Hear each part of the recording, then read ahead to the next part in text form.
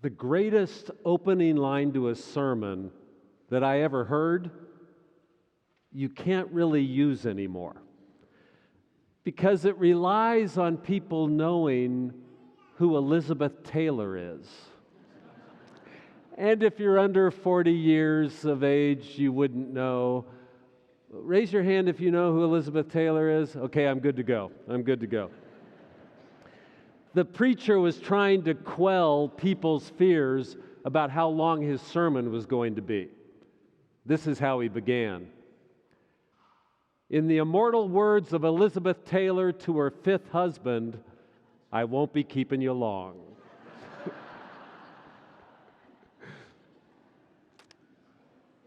And so now let me begin in the immortal words of Taylor Swift.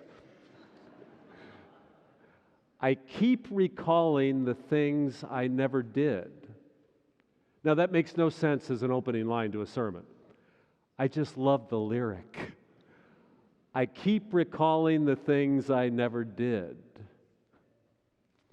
And nobody knows how long Taylor Swift will be together with Travis Kelce, and nobody knows how long this sermon will be.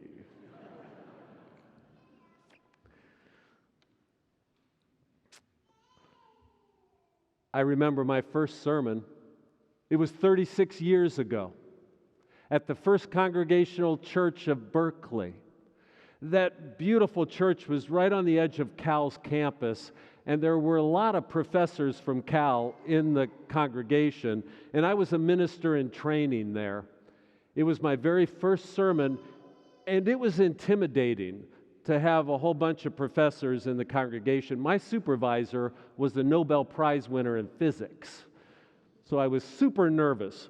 And right before the service, I was standing outside the sanctuary on the sidewalk, and I was wearing my father's preaching robe. And suddenly I felt exactly like that 5-year-old that puts on his dad's sports jacket and tie and gets in his big shoes. And everybody laughs because you can't fill them out. I felt for sure there was no way I was going to fill that robe out. I mustered my courage, and I went in there and I preached a sermon about love. It was a great sermon. I keep recalling things I never did. It was not a great sermon, but I got through it. And afterwards, one of the professors came up to me and said, "Oh, you did fine, young man, but you just preached your first sermon about love. What are you going to preach about for the next 40 years?" And part of me thought, well, that was pretty uncool to say that to me. But I get his point. And maybe it was to spite him. I have now preached about love every single week for 36 years. Because that's what our religion is about. I know we try to turn our religion into a whole bunch of Byzantine theology and arcane rituals. I know we imagine religion as something big and opaque. It's not. It's crystal clear. Religion is about love. We gather together to grow in love. Scripture tells us God is love. It's not complicated. And if you listen, sooner or later in this sermon, I'll just be preaching about love. So we have before us today the great story of the prodigal son. Let's pause for a moment and consider how amazing it is that Jesus taught by telling stories. Well, think about this for a moment. 1/3 of all his teachings are these short imaginary stories. Well, that's something. I mean, first, you've got to be a genius. We never think about this, but Jesus of Nazareth must have been a genius to be able to weave these stories in perfectly as a teaching device. Amazingly smart and creative. But also, It shows a spirit that isn't too controlling, because once you share a story, who knows how people will interpret it? You don't really have control over it. Once you share a story, and he does that, he throws out these short imaginary stories. I mean, if he wanted to be simple and kind of doctrinaire, he could have just said, you should be kind to other people. But instead, he tells a story about the Good Samaritan. And that story gains traction in your mind. We never let go of it. A story holds captive our brains for thousands of years now. He doesn't just say, you should forgive others. Instead, he tells a story of the unforgiving servant, and that story just takes hold of us. He doesn't just tell a story about how you shouldn't turn religion into a reward and punishment scheme where you either make it into heaven or you don't. No, instead, he tells a story about the great banquet where everyone makes it into the feast, people you wouldn't expect. Oh, telling stories. What a move. So let's get into this great story. It's going to help if you know the direct context. In this chapter in Luke, and a couple of these chapters, he's in a controversy with the Pharisees. They see him hanging out with people you shouldn't be consorting with, like tax collectors and sinners and prostitutes. And when you hear sinners in the New Testament, the Greek there could be better translated wicked ones. Don't romanticize it. It's wicked people. He's hanging out with meanies and prostitutes and ne'er-do-wells and tax collectors. And the Pharisees, they don't think anyone of good, upstanding religious station, they think they're good religious people. You shouldn't be doing that.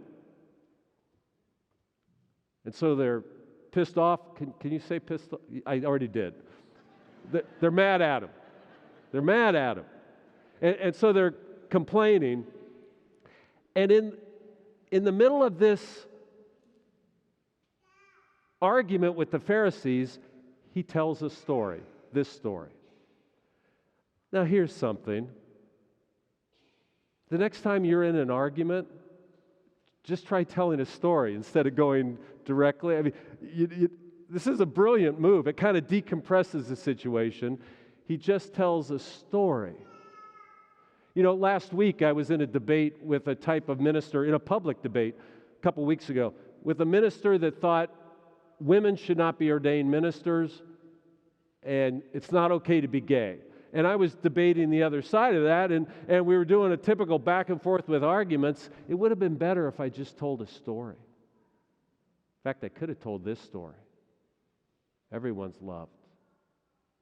Everyone's accepted. So he starts telling this story to the Pharisees who are mad at him. And as they're listening, imagine you're the Pharisee. It's about a young son that takes his inheritance, and they're listening to this story. He goes off and he loses himself. He goes sideways, right, in dissolute living, and he goes off the rails, really. And then he thinks, well, wait a minute. I'm now got nothing. My dad's got plenty. I'm going to head back home, the smart son.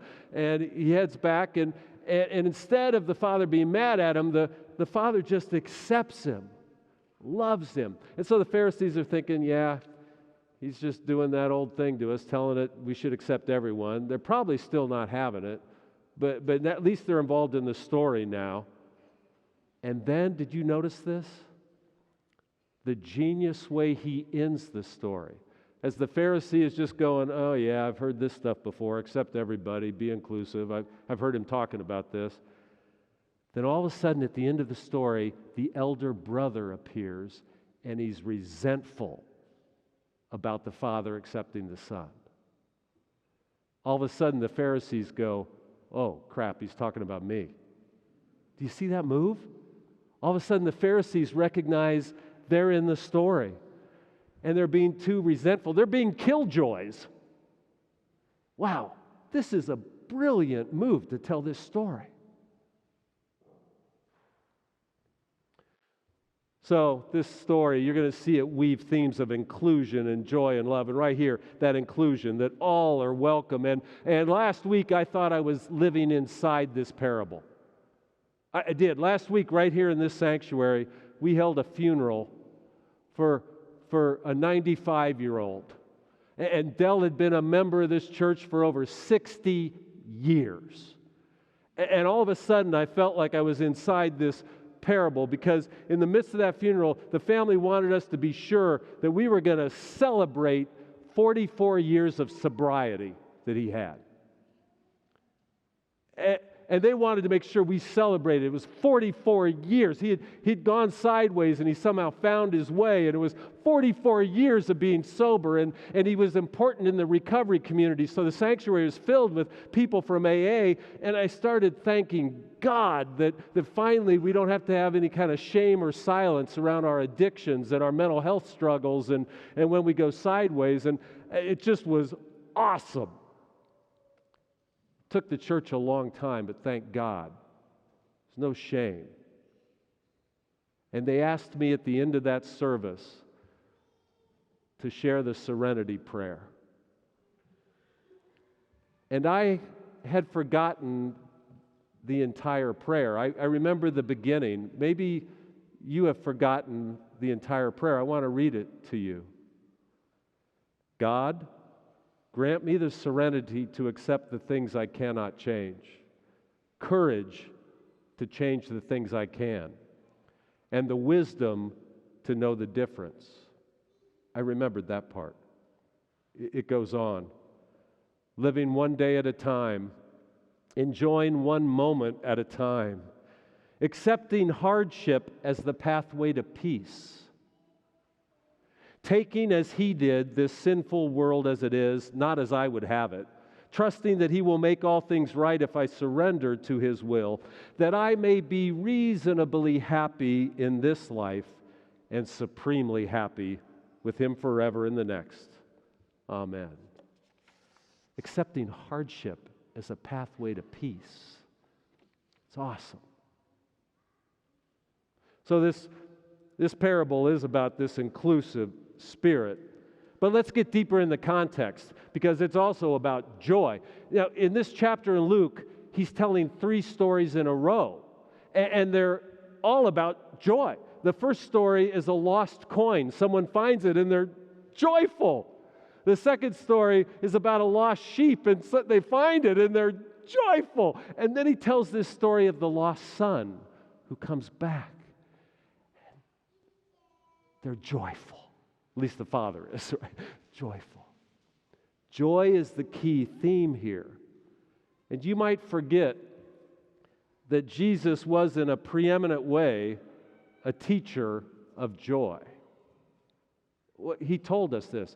There's a remarkable sequence in John. You might not remember. He says, I have said all these things, meaning all his teachings. Everything he said.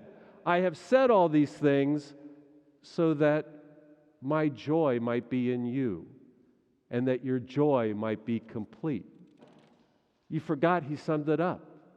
He wants your joy. It goes on in the next chapter. It's an amazing sequence. He says, when a woman is in labor, she has pain because her hour has come. But when her child is born, she no longer remembers the anguish because of the joy of having brought a new life into the world. So, my friends, you now have pain, but you will see again, and your hearts will rejoice. No one will take your joy from you. Receive my joy, that it might be complete. Nobody will take your joy from you. We forget that joy is a central component of our faith, and too often Christians don't look very joyful, right? We don't act like it's a central thing, and we turn religion into something that's very somber, very serious, like the Pharisees, really. This is a parable of joy, and joy is a central thing. Don't let anybody take your joy, no matter what. Have the courage to change the things you can, but don't let anyone take your joy.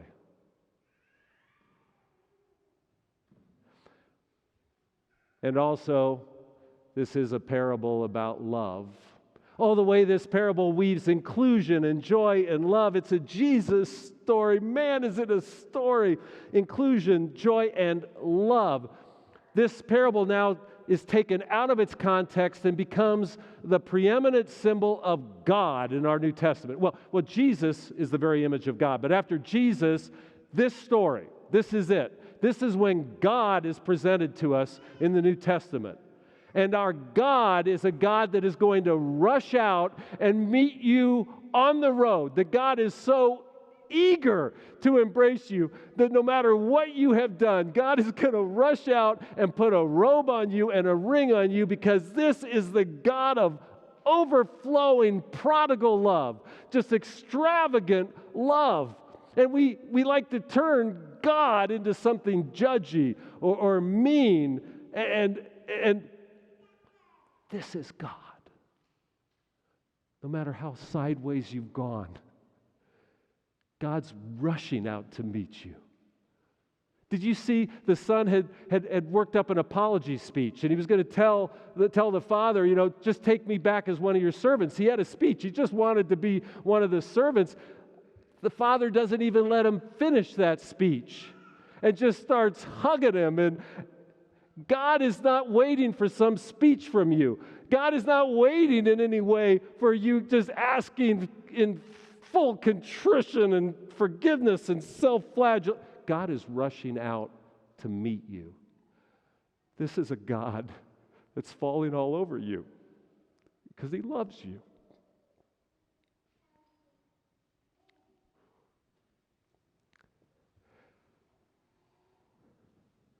Who knows how long this sermon is going to go?